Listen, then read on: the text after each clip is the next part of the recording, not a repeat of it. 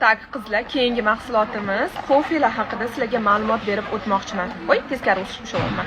Qaranglar, kofelarimiz mana bu ozdiruvchi kofeyimiz, bu energiya beruvchi kofeyimiz.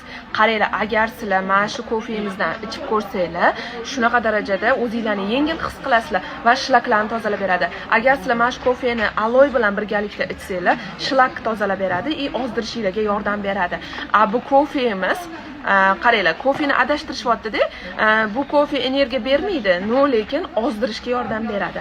Bu kofemiz energiya beradi, sizlarni ishdagi stressinglarni oldini oladi. Shunaqa darajada effekti zo'r qizlar, bomba, ishoninglar. Bu kofemizdan kam qolgan bemalol zakaz bersanglar bo'ladi. Bundan ham chiqarib olamiz, dastavkalarimiz bor. Ozmoqchi bo'lgan ayollarimiz mana bu choy bilan mana bunaqa kollagenimizni ichib ozsanglar bo'ladi. Bu osiltirmay ozishga yordam beradi.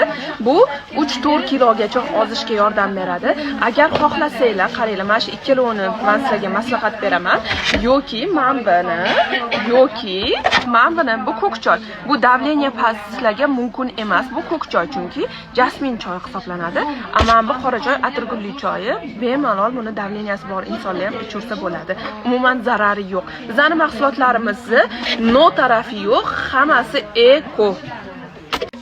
Keyingi mahsulotimiz kollagen. Bu shunaqa darajada zo'r, ishoninglar.